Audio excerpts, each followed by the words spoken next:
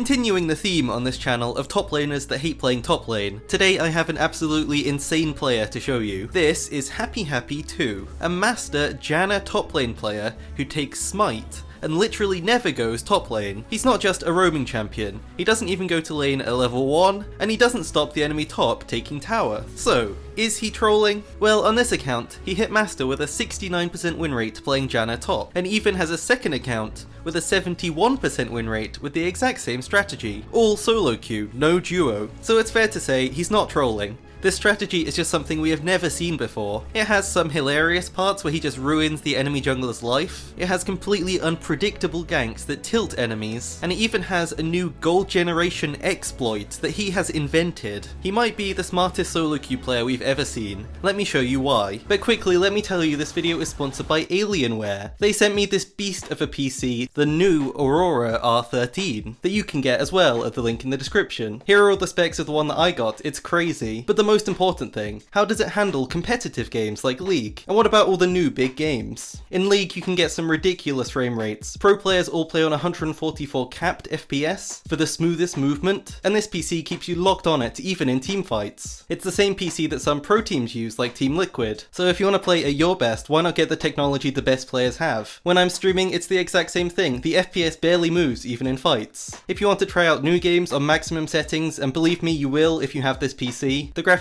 are as good as they get. The texture quality and the effects are unbelievable. I've tested some great games, the R13 always performs. I even enjoy playing the mess that is Cyberpunk, that's how good this PC is. It's incredible for editing and rendering. I can work on something complicated and immediately preview it to see if it looks right, which is a big deal for an editing PC, it's really going to help the channel. The new R13 has a sleek design on the outside with a rounded case, which gives more space for cable management, and it's also available in black, with an optional window to see inside, so you can see the cryotech from Alienware to keep the PC cool. Equipped with new PCI Express 5.0 slots for graphics, the R13 provides double the capable data transfer rates from the previous generation. With all the graphic card shortages and the bad PC building companies out there, Dell is a name you can trust, and if you need an upgrade I would definitely recommend them. Thanks so much to Alienware for supporting the channel. Please check out the link in the description so you can see these PCs. So, why is Happy playing Janna top? And why does he have Smite? Janna top is actually not a top laner. The real reason Happy is playing it is Janna's main speciality, movement speed, with her passive giving 8% bonus movement speed to herself and her allies. She's consistently good at moving around the map. Happy uses this to create a full roaming playstyle. The closest comparison we have is River Shen. This was a meme build based on never touching CS, only spam ganking. Janna is a great champion for this, needing barely any gold to be effective, still having great utility, peel and kill setup no matter how far behind she is. Happy has brought this style to high elo, playing versus pro players and challenger streamers, such as Duzukil, challenger top lane streamer who hit rank 1 on EU West last season. They played together and I asked him, what was it like laning against the Janna top? His response was, I wasn't really laning versus him, he doesn't lane, it's just boring. And this is what Happy wants the enemy top laner to think. The enemy top laner isn't even here, what's going on? Happy creates a game plan that's nothing like any other champion. No laning, no matchups, no CSing, just roaming around the map, invading and getting inside enemies' heads. Straight away at level 1, Happy only cares about messing with the enemy's game plan. With his extra movement speed, he invades immediately from base to get an early ward on the enemy buff. He needs full vision on it for his smite strategy. Moving away, he waits for the enemy to get the buff low, then sneaks around the wall, staying out of vision, to surprise steal it with smite. No jungler is ever going to expect this. Most don't even smite their first buff, and it will be way too early in the game for a normal jungler to invade. With the enemy jungler losing their first buff, their game stalls. They need to find a small camp to solo, now not having a leash. Meanwhile, Janna moves mid to help his mid laner push the wave. Janna buys a support item so she can get gold income from poking the enemy laner, and auto-attacking tower to get gold from spell thieves. The reason he wants mid to push is so they can invade the enemy jungler again. He tracks them to their blue buff, invading with his mid and ideally his jungler as well, trying to deny them even more camps and get a kill. The game is already absolute chaos, but Janna's team always has a player advantage, so should win any early skirmishes. Especially with the enemy jungler struggling to even get to level 2, Janna forces these early game fights, knowing her team will have a huge advantage and can even dive towers to collect early kills. She wants to destroy the enemy jungler and bot lane with repeated ganks, playing with her jungler to set them up.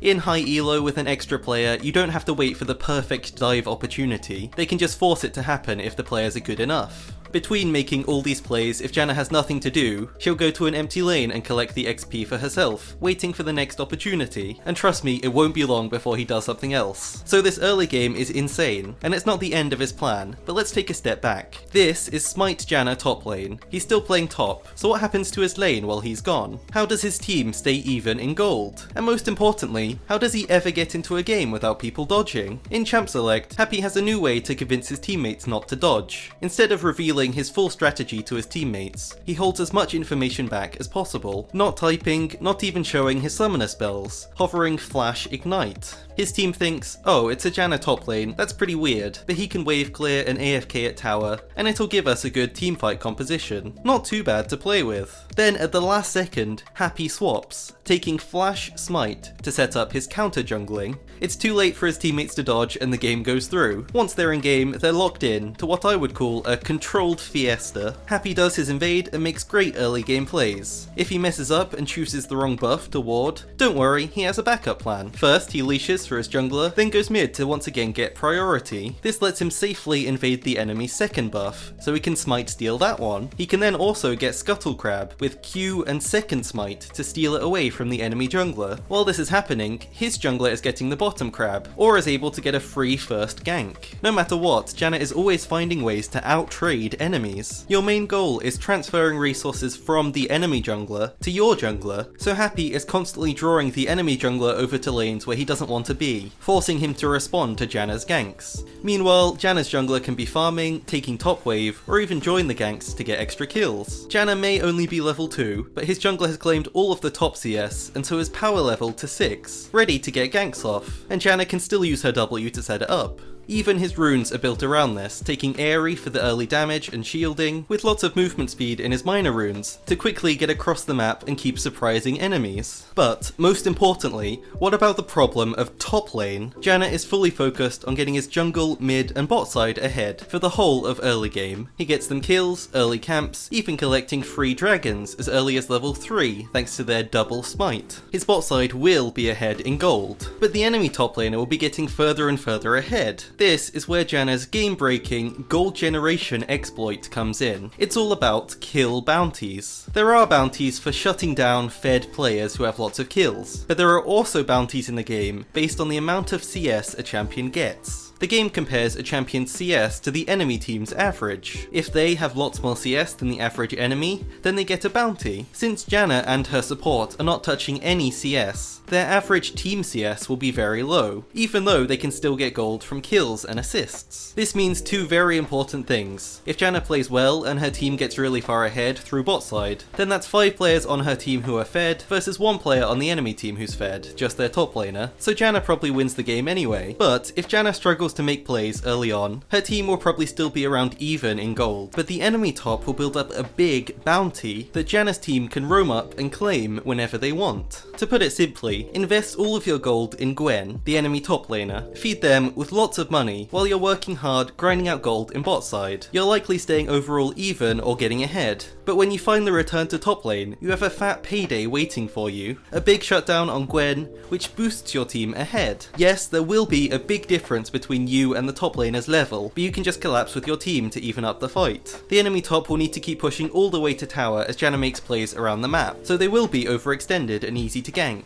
No one knows where Janna top could be, so in this game, overextended could really mean anything. If the enemy team get really far ahead, so in the absolute worst case scenario, probably against a great split push top laner, they will be extra rewarding to collapse on, letting your team reclaim the gold from the towers they took. And if the enemy picks a top lane tank of any sort, it's almost an auto win for Janna's team. The enemy top laner cannot kill tower fast enough to punish it, and they can't really ditch lane and roam since they haven't practiced it as much as Janna. They are stuck in a boring lane with nothing to contribute, with their team likely to fall behind in gold, and then they'll get ganked and probably lose. You can see why no one wants to play top lane. Janna buys Shurelya's to make these picks even easier. It's the best support item for creating plays, and helps convince your team to follow you. Back to his game plan outside top lane, Janna can also counter jungle, mostly stealing the big minion with smite to deny it from the enemy jungler, and get them even further behind. After all of this messing with the enemy jungler, you have to expect them to be tilted. If you want to see what this playstyle does to a master tier jungler's brain, then look no further than this Talon, who is so tilted he's willing to run into 4 people to just try and kill the Janna that ruined his game. Oh, and of course, Janna does a perfect tornado, gets out, and Talon dies again. He doesn't even get the kill. While you are focused on destroying the enemy jungler, your jungler can even be collecting kills top lane by himself. It's always great in solo queue if you pick a jungler that could win ganks by itself, so you don't have to rely on your laner to help you. I never thought it would be quite this solo, not even having a top laner, but here we are. And it's even better for your mid laner. They have the option to roam top for more XP and gold, giving them an easy way to get ahead in lane. Janna always returns to mid lane to help them push wave between each play, so it gives them time to move while the enemy has to respond to the wave. If you want to see how good this strategy really is, here's a game from a master player I met on Twitch, playing Nidalee jungle with Janna top on his team. The game starts off with Janna setting up a kill mid for his Tryndamere, punishing TF's immobility and already giving their team a good carry. After some messing with the enemy jungler, they set up a dive on bot lane with 4 people, collecting an easy double kill. Yes, it is Jack's AD carry, don't ask me why. Continuing to play with this Nidalee, Janna sets up a huge team fight in top river. Enemies don't know that it's a bait, so they start collapsing. But once again, Janna's team has a numbers advantage thanks to him, so 3 more easy kills for his team. Janna top loves these baiting strategies, and here is the most crazy example. Either this play is a bronze player on Janna messing up and trolling, or it's a challenger player knowing his exact limit, that he can get saved by Kindred ult and get his team to collapse for a double kill. Judging by his win rate, I think it might be a good bait. Happy is a godlike Janna player, always knowing what play he can make and still be safe. Even when he's at 1 HP, he knows he still has his ult, so he's not worried. He also has the ability to bait and then use smite to gain health and stay alive, which enemies are never going to expect. One thing I haven't even talked about is why these plays work so well. There's one big reason: Janna maxes W first. It's one of the most annoying abilities in the game, and it's especially great for the slow, which is undodgeable. I'd say it's as good as any hard CC, since it lasts for so long. It's long range and it's simple to set up plays, which is ideal for a roaming champion. This, combined with Happy's incredible ability to predict with tornadoes, means that once Janna shows up in a lane, the enemies might as well try to fight, because they aren't going to get away. He throws his tornado so specifically, always into the exact path the enemies need to go to escape the gank. If they take the obvious route, they get knocked up and killed. If they dodge the knock-up, they're forced into his team and still get killed. He creates a win-win situation. In mid-game, Janna top's playstyle changes once again. He is no longer spam ganking bot side. He now focuses on the whole map. Whenever there is an enemy alone in a lane, that's where Janna goes, ready to set up a kill. With his redemption into ult combo, he can give a ton of extra health to set up any dive. In teamfights, he plays like a normal Janna, except probably better than most you've seen. There are 3 simple things for Janna to do, and he does them perfectly. He's got a shield and peel for his team with his CC. Second, he has to position safely so he can do this. And third, he wants to take as little damage as possible if the enemies go in on him. In the best fight, enemies should not even think about Janna until it's too late, staying at the back and then moving forwards to quickly peel, disengaging to let his team turn the fight. But before we give this build a rating, we need to talk about the negatives. This player is insane,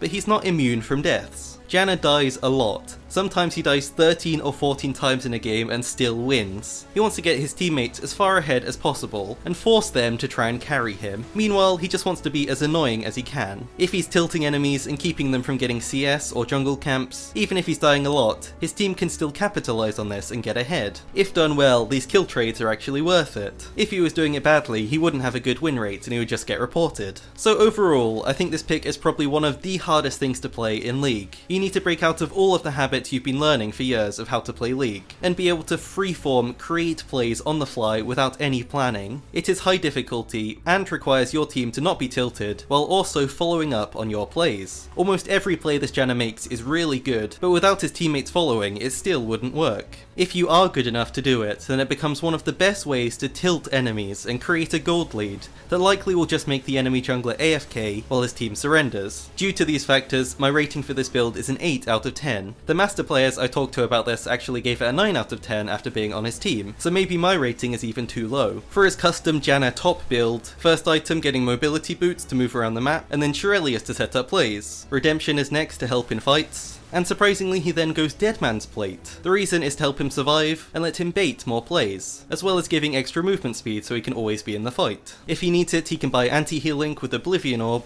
and since he's the support, he buys lots of control wards. I've also heard that this account might be a smurf of a notorious solo queue player. Some of you may know Apocalypse. In summary, he's a historically mega toxic and also mega skilled player that I even made a video about when he hit rank 1 solo playing only Janna. There are a few signs that show this player might be Apo, the main one being that he always pings the direction of his tornadoes so his team knows where it's going. I personally have watched hours of Apocalypse and also this Janna top player for my research for videos, and so in my opinion, it's likely that it is him. Both of their tornadoes are insane, which is what I remember most about Apo. He's also always played a roaming style of Janna, setting up ganks with W max, which is just the same as Happy from this video. Thanks so much for watching, leave a comment and let me know what you think of this Janna top and the Smite strategy, and please do me a favour and check out Alienware at the link in the description.